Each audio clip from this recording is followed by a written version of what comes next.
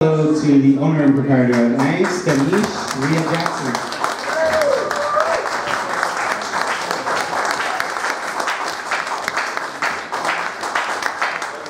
Hello. I'm happy to see that we're at capacity. There are two bathrooms. We have the second bathroom in the gallery open for you. Just be careful as you come out because it's a step down. That's why there's a baby gate to try and catch you. The second thing is we do have an all-night happy hour for you next door in honor of poetry. You're welcome to give me feedback. I'm not really sure what everybody's looking for when they come here to eat and drink, but come over and tell me if I missed something. I figure there's some food, there's some alcohol. Other than that, I'm going to Argentina, so there's nothing happening for the next day. She doesn't want you to come back. No, I think that's it. All right. Well, there is one Angst event that I know of, which is on Sunday there'll be a collage event with Greg. Is Greg somewhere where he can wave at people? No, he might be working. He also works at me, so Sunday afternoon, if you'd like to come in collage with Greg, you can do that. And this evening, when you come over to this area, is one of Greg B's pieces, which you can remove pieces from it and help with the collage by moving the little figures and things around. So if you get a chance to do that. But be nice to Tiffany, our videographer, when you're over there. That's the other thing I wanted to say is we're in a gallery, which is very exciting. I'm so excited to have poets in a gallery. If you're anywhere near the walls, please enjoy the art, but also be really careful about not leaning on the art or, hurting it in any way. I know what I was saying. Okay. So, since this is the first time we've done this here, so far it's been pretty smooth, but those of you that like to eat and drink, if you could make sure you show up early, because it's very hard to take care of everyone quickly so that you can get over here. I suppose Christopher doesn't mind if you sneak out, but just so you know, we're going to work really fast. Yeah, this is our first one here. Not the first time we've ever done a reading here. We've done lots of those. And I want us to be, good guests, and I want us to be welcome. I want them to want to have us back. So, be good to the bartenders there, all of whom happen to be artists, which is one of the great things about this place. Be kind, and especially be kind and gentle at around 8:15 or so when we have our break, because when everybody sort of swarms over there, you're going to need to be patient and kind, I think. So we have some announcements and exciting things to talk about, but we're going to just jump into the open mic. And our first open mic reader, we allow her to be first because she is documenting the whole event, has been doing that for quite a while, and we really appreciate it. This is going to be Tiffany Berberstram, so please say hello to her now.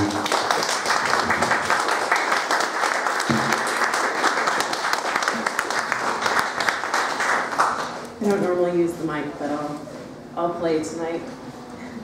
So this first poem is for my brother who is visiting from China. So he's made a long journey. So he'll play with me his saxophone after I read this one. So this is called Back to the Blue Monk for my favorite sax playing brother. I walk down the blue line stairs to the basement of the Blue Monk. A glass of whiskey sits on the piano bench. The pianist's fingers run along the ivory keys. The ambiance is relaxed and warm as winter bears the snore of the bitter cold outside. I have been here before in the hot months of summer. I watch as my sax-playing brother takes the stage with Professor Gall. The room is dark. Wood floors complement a wooden bar in this place located on Belmont. I wish my brother was here standing on the stage belting riffs on that brass instrument, but he's not. I have so many great memories of watching him play in bars, basements, the porches of First Thursday on Alberta. I only wish he was sitting on that wooden chair, a Pabst in his hand as he waits to hear me read. But he's not. In time, I tell myself, it's only a matter of time. So I'd like to welcome out my brother, Todd Verba.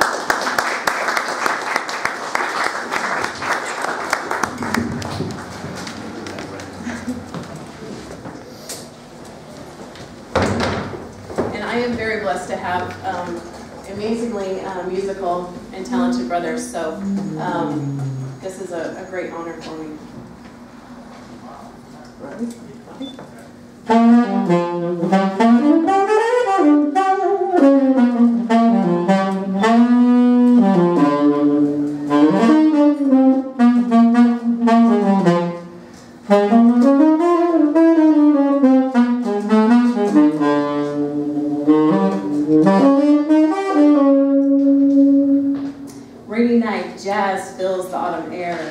Toni Bennett's voice is crisp like the falling leaves.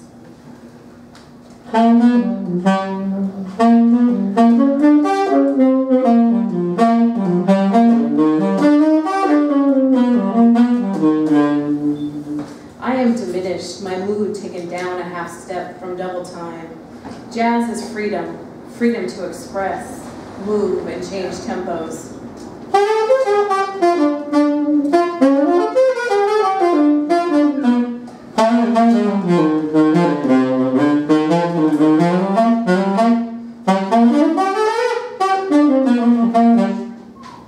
The inner voice in jazz represents the line between the bass and the melody.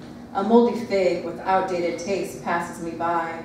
I sit in the pocket, tap my fingers along the base of my wine glass, await my solo performance.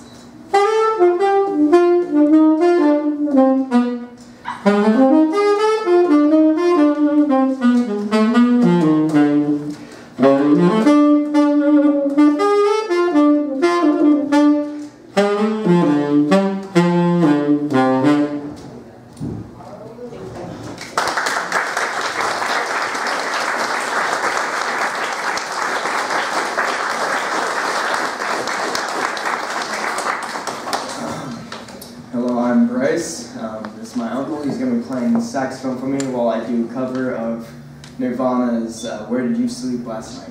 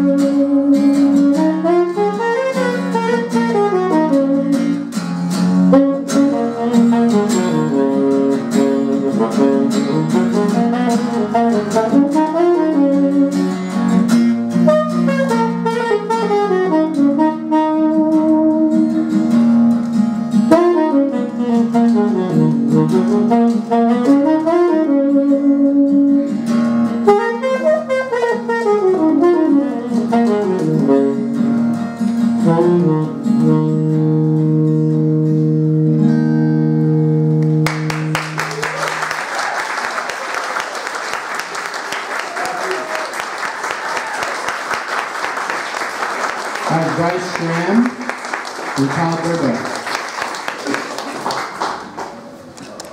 Okay, and next we're going to hear from our drummer tonight, Ian Katie.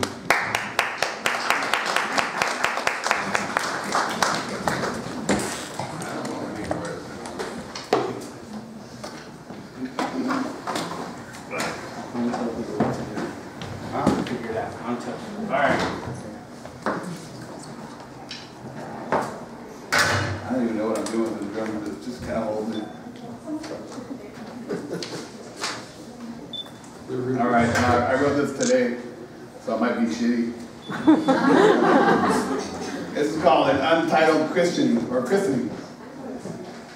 I don't know if I need the drumsticks or not. Let's see.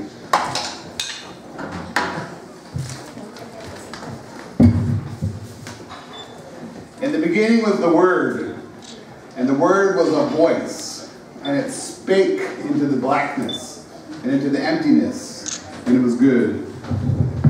And it floated into the immensity of the imagination, and into the enormity of the consciousness that drifted in impermanence, the ephemeral, the fugitive mind, until it was writ down on paper in some sort of permanence, constant and fixed, then edited and revised, abiding, continual, and it was good. But the Word was alone. It had no partner. It had no accomplice with which it could grow. It had no collaborator upon which it could evolve and change and become whole and real, until a room was introduced and an audience made whole, and so appeared, and they applauded and they cheered. And it was good. Then one day the room was taken away, perhaps in the form of a banishment. Perhaps there was some form of slavery introduced, some bondage, possibly upon the owner of this independent bookstore. And so a great exodus had to take place. And this exodus brought us back to where it all began, in downtown Vancouver, USA, ghost town, the Couve. And so we give thanks to Holy Vishnu, for he is good, and his mercy endureth forever.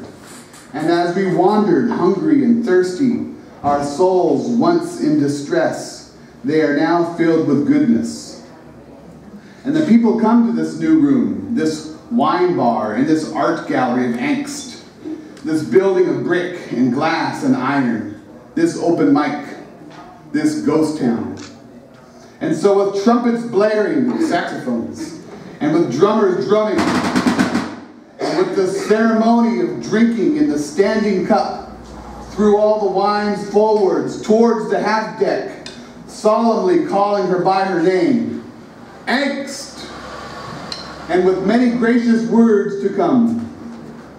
They that go downtown to the gallery in sedans and SUVs, filling parking meters with change, maybe some hybrids, maybe some walk, some take the bus even. They that do business in great art communities, both visual and oral, spoken and written, sculpted, painted, carved, created, stolen, and appropriated. These see the works of the divine man and women as maker and wanderer of the deep. Wanderers of the deep. And so we christen this room. We prepare it for the holy word. And those words which will be spoke here, which will be spake here. We make ready this gallery of angst to serve as our new temporary home for this town of ghosts. Temporary or permanent, for the ghosts shall remain forevermore, and evermore, and evermore.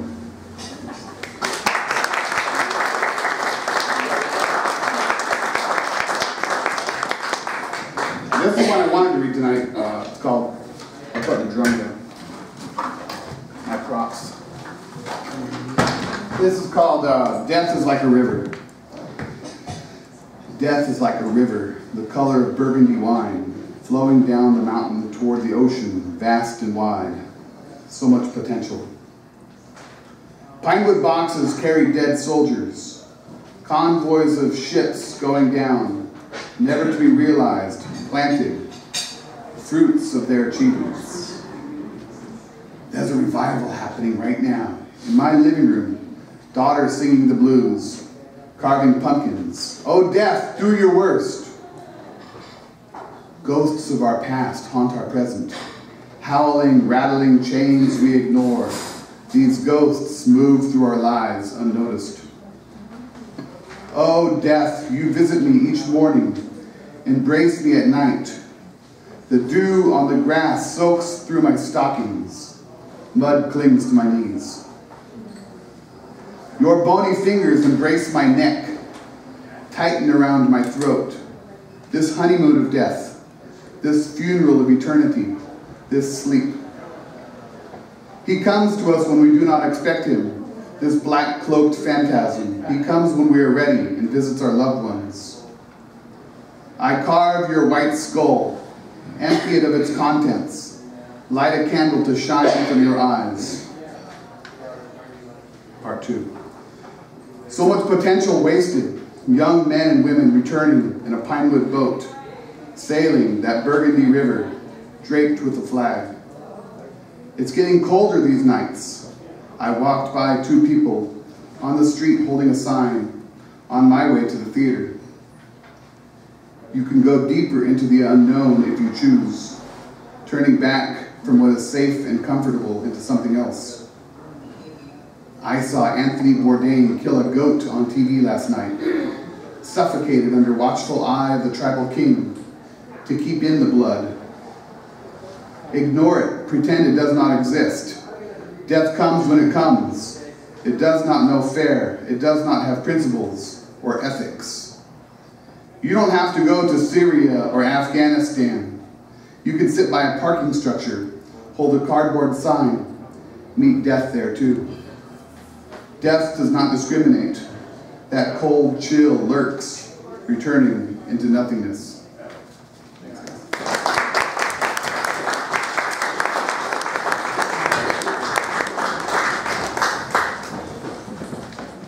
And next, he could have been in Click Attack, but he decided he wanted to be here with us. Rob Gurley. Oh, no, sorry. I don't see him, but I know he's out there somewhere. Rob Gurley.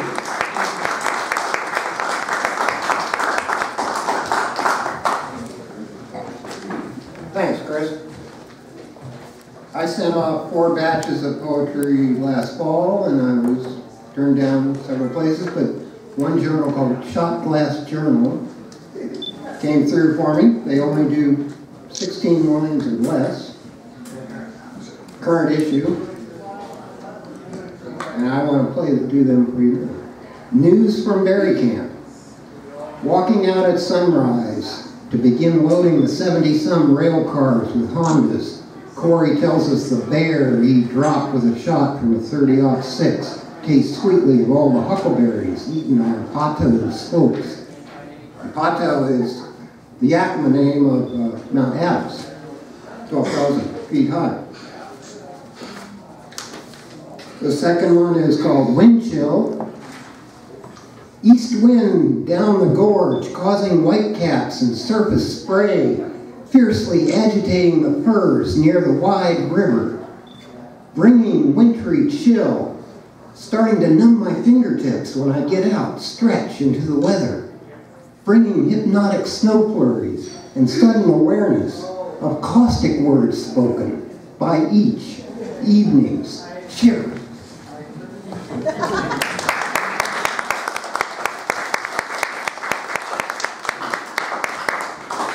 And this third one is by another fellow, Jerome Betts, who lives in Devon, England, and it was in the previous issue of Shot Glass Journal. I thought it was really good, had a lot of things going on, in 8 lines.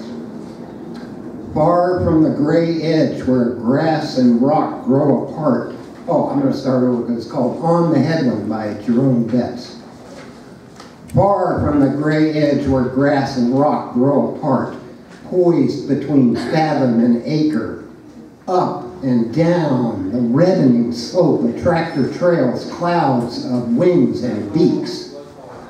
Northwards, out to sea, trawlers churning back to port, Across the bay's wrinkled pewter unfurl their writhing pennants of clamorous gulls over blood-tinged wakes.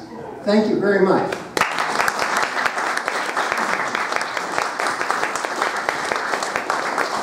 Thanks, Rob. And I asked Rob to send me the link to that, so those of you that are on the newsletter, or if you decide to be in the newsletter tonight, it will definitely be there in the next, the March edition of the newsletter. And next we're going to hear from someone that I believe I'm hearing for the first time, and I think he may be new to this community as well, so let's give a warm welcome to Bob Sunshine.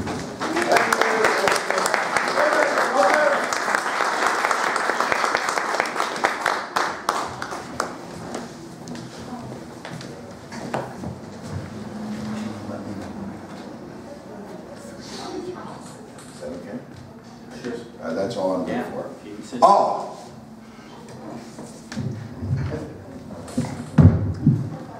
I don't know why I love poetry the way I do. I guess sometimes you feel the same way too. We work hard to pay our bills and maybe get a thrill, but sometimes rhyming's the only thing that'll get you up the hill. But sometimes I wonder why I work as hard as I do. And then I remember that it all sounds so true. There's more. The Raven by Edgar Allan Poe, if it was written when? Tonight! I got no bathtub to write it in like he did.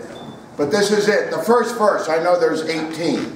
We all know the first verse. We were bored with it in high school. So I said, let's change it, and if it was written today, once upon a midnight dreary, I'm going to walk.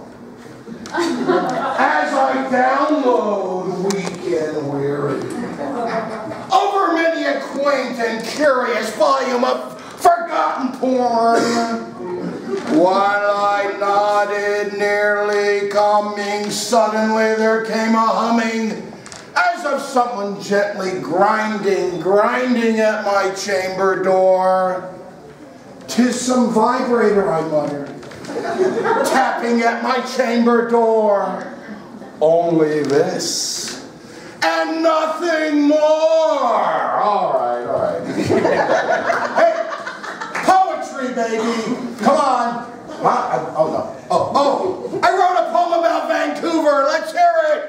Oh, what a town, baby! What a town! What's the first word is all I need? Umbrella! Raincoat! Riffraff! Mini ha-ha! Get! Blast! Laugh! In between! Fourth! And Mill Plain! Only lost down memory lane. Oh yeah. King Henry had many wives. Everyone gave him the hives. After all was said and done, stacked up high, they weighed a ton. Poems that I wrote today. Let's just, and then this is going to wrap my time up. Watch wife wrap words with wet wheeze. Messmaid makes mask melt marquees. Guilt gang gave group glutton glare. Bold bequest, bedmate, beware. Picture book photos engage. You won't believe the next page. There we are in Dad's Rambler, in backseat with Mom's liquor. Pulled patches perfectly placed. I call this one P. Pulled patches perfectly placed. Pieces post-haste, plagues pink paste. Pondered path, protect pronto. punctured portion. Placebo. Blackened Bible. Should I go on or should I better stop? You got about 1 minute now, so if you blackened Bible, burnt between. Widely read with Vaseline. Man's writing, idiot-proof. Soon began each psalm with poof. One more. Fell into my own, this is all today. I was busy, okay? What can I tell you? This is the last one. Thank you very much. This is wonderful. Thank you. Fell into my own neglect. Finally tried side effect. Looks like me inside a moray. Beaten brow 5 times, can't say. Thank you very much. Thank you. What a place.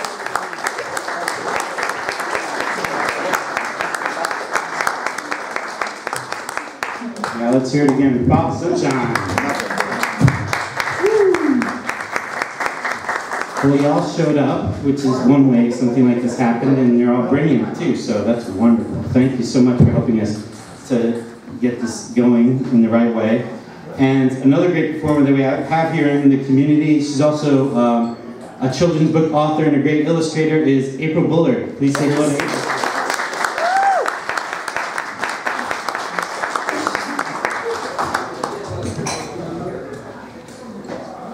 In honor of Valentine's Day, I'd like to do it my own way. But this poem was first published in August 1906 in Blackwoods magazine in Edinburgh, Scotland. The Highwayman by Alfred Noyes.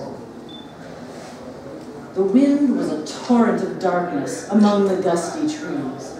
The moon, a ghostly galleon tossed upon cloudy seas. The road was a ribbon of moonlight over the purple moor. And the highwayman came riding, riding, riding. The highwayman came riding up to the old inn door. He'd a French cocked hat at his forehead, a bunch of lace at his chin, a coat of the claret velvet, and breeches of brown doeskin. They fitted with never a wrinkle, and his boots were up to his thigh, and he rode with a jeweled twinkle, his pistol butts a twinkle, his rapier head a twinkle, under the jeweled sky. Over the cobbles he clattered and clashed in the dark inn yard. He tapped with his whip on the shutters, but all was locked and barred. He whistled a tune to the window, and who should be waiting there but the landlord's black-eyed daughter, Bess, the landlord's daughter, plaiting a dark red love knot into her long black hair. And dark in the dark old inn yard, a stable wicket creaked, where Tim the ostler listened, and his face was white and peaked. His eyes were hollows of madness, and his hair like moldy hay, but he loved the landlord's daughter, the landlord's red-lipped daughter. Dumb as a dog he listened, and he heard the robber say, "One kiss, my bonny sweetheart, I'm after a prize tonight, but I shall be back with the yellow gold before the morning light. Yet if they press me sharply and harry me through the day, then look for me by moonlight, watch for me by moonlight. I'll come to thee by moonlight, though hell should bar the way." He rose upright in the stirrups, he scarce could reach her hand, but she loosed her hair in the casement. His face burned like a brand, as the black cascade of perfume tumbled over his breast, and he kissed its waves in the moonlight, those sweet black waves in the moonlight. Then he tugged his rein in the moonlight and galloped away to the west. He did not come in the morning. He did not come at noon. And out of the tawny sunset before the rise of the moon, when the road was a gypsy's ribbon, looping the purple moor, A redcoat troop came marching, marching, marching. King George's men came marching up to the old inn door. They said no word to the landlord, they drank his ale instead. But they gagged his daughter and bound her to the foot of her narrow bed. Two of them knelt in her casement with muskets at their side. There was death at every window and hell at one dark window.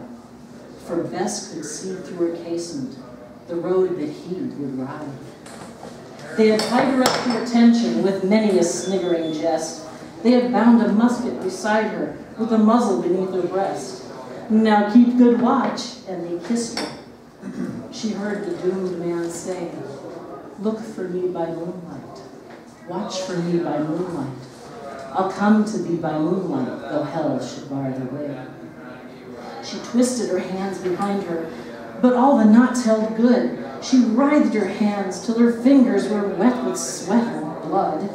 They stretched and strained in the darkness, and the hours crawled by like years, till now on the stroke of midnight, cold on the stroke of midnight, the tip of one finger touched it. The trigger, at least, was hers. The tip of one finger touched it. She strove no more for the rest.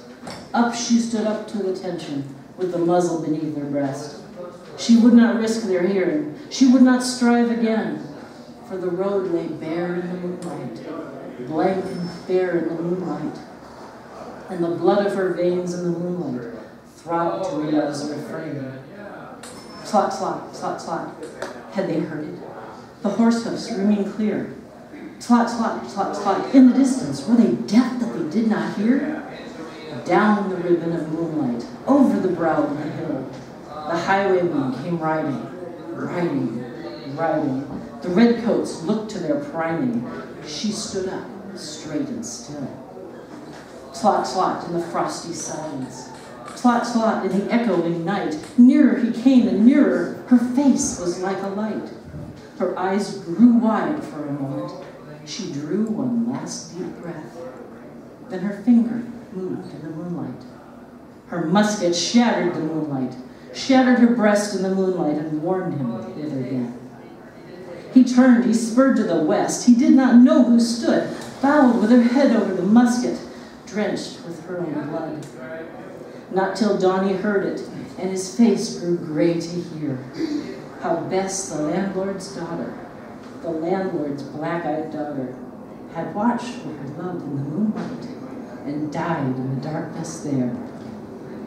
Back he spurred like a madman, shouting a curse to the sky, with the white road smoking behind him, his rapier brandished high. Blood red were his spurs in the golden noon, wine red was his velvet coat, when they shot him down in the highway, down like a dog in the highway, and he lay in his blood on the highway, with a bunch of lace at his throat.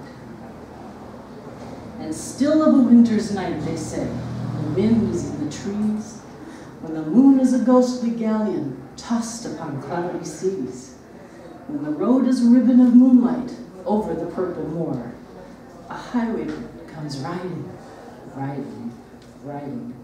A highwayman comes riding up to the old inn door. Over the cobbles he clatters and clangs in the dark inn yard.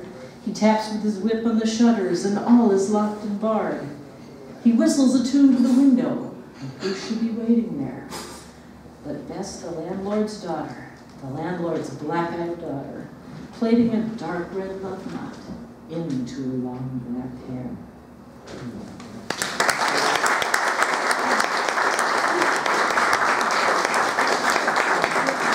Now we have an announcement about a special event that's coming up, so I'm going to ask my lovely partner and co-host, Toni Partington, to come up here and help me with this.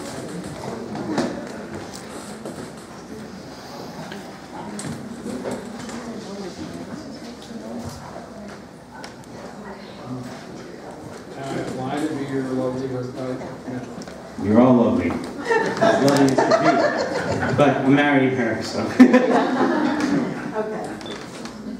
Do you want to tell me about it? Yeah, I do, actually, but I gotta take this either off. Might have up a little too high for Yeah, sure. Nobody starts singing the short people songs.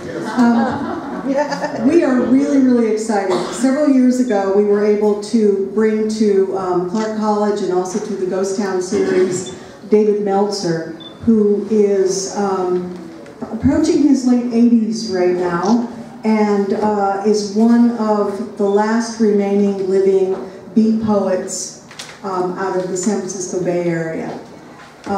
We are delighted to announce tonight that we've been able to secure a visit by David up here to Ghost Town, and also to do a special workshop in April.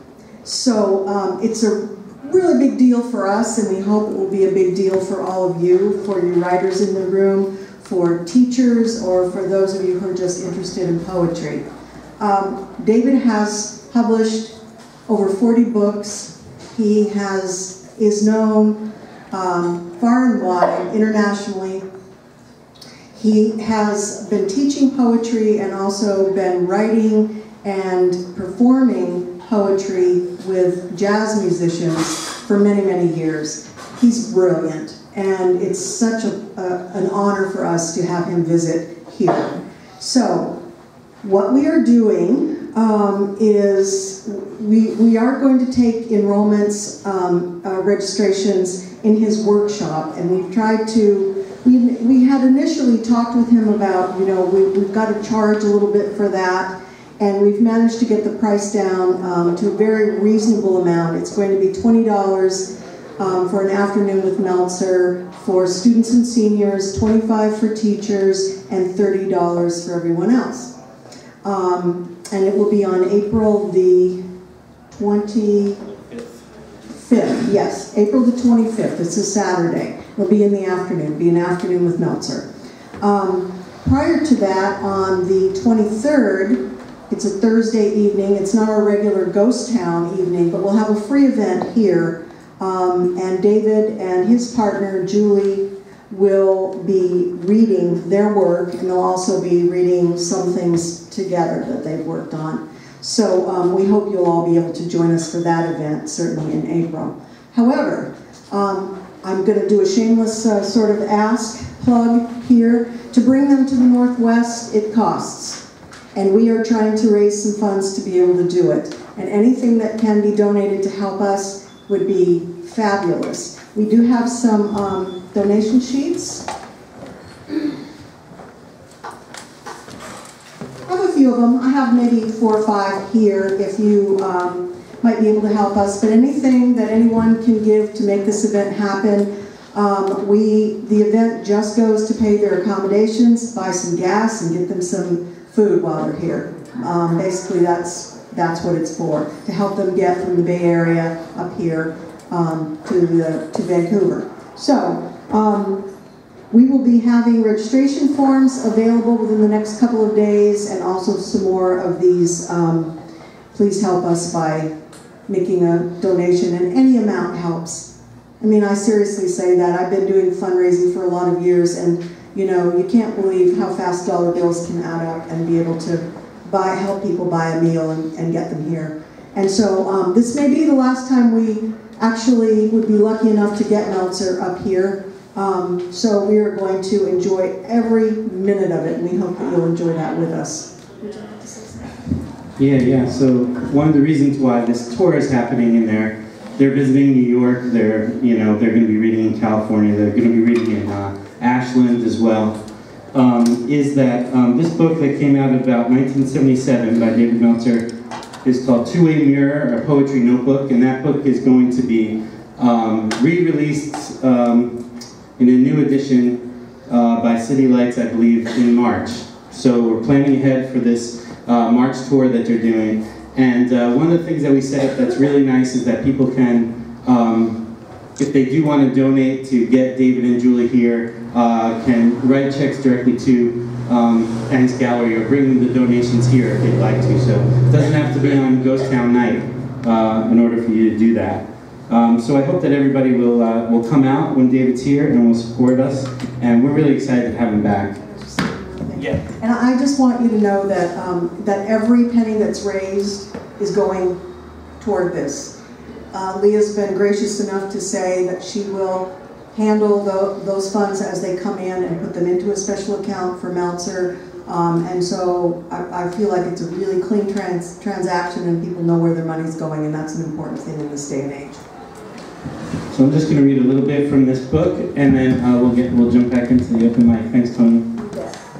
And thanks to Leah for being the way, when we were looking for a way to do this and having some trouble working out the fundraising bit, just like she's been doing since she's known me. It's been about 10 years now. If I have some kind of poetry-related thing that I want to do in Vancouver, Leah's always been here to make it happen. A poem is a two-way mirror, moving or allowing movement in either direction. A poem is how the poet looks out at you. His words make you look back upon the page to see yourself revealed, a recognition. The poem is a two-way mirror concealing a page. A poet sees what you see, but brings back the image in words that makes the scene more memorable and always within reach. The emotions a poem restores reflect back to you, a recognition you can use to reach back into the meaning of a moment that had passed. A poem is a two-way mirror. You must look into it in order to see, to recognize your own face. No one ever knows in a one-way mirror what they really look like. A poem is a two-way mirror means more than a one-way mirror, even though both mean possibilities of seeing. In a one-way mirror, the image is stopped. In a two-way mirror, the image moves, allows movement in either direction. In a one-way mirror, the glass aspects only a portion of what we look into to see. Glass is a reflecting surface. Glass is a poem. As you notice, I prefer poems that are two-way mirrors. Beauty is only skin deep. A poem as a two-way mirror also means this. You are recalled to profound feelings brought back by a poem. A poem allows you sight of what is on the surface as well as what is beneath the surface or behind it or beyond it, like a two-way mirror. A poem restores your world to a level of revelation. If not that, a poem can at least open you up to the possibility of using the page as a mirror. Revelation means something seen completely. I see the light. Revelation can be as big or as small as your capacity to contain it. That's why there is such a range of poetry available to any person seeing it. A poem is a two-way mirror. Mirror, mirror on the wall, as in the fantasy turns into a well, the well a road through time the imagination speeds across. Fast glance at gone familiar faces, sounds of conversation fragments, old songs, jingles, people who do not recognize you, turning away, movie world, television world, faces reassemble into dots holding together newspaper photographs, a catalog of seen and unseen joys and sorrows in the moment of your gazing, existing in the self-museum, invoked by a poem whose page is a mirror.